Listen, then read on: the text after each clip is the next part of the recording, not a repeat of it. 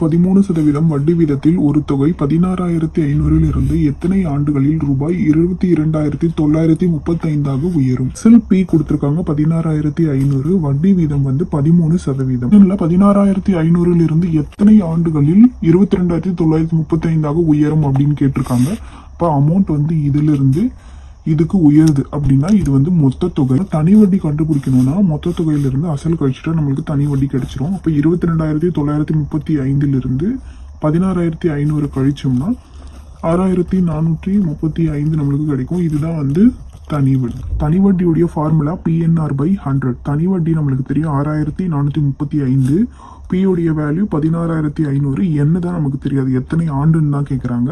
அப்புறம் R உடைய value 13/100.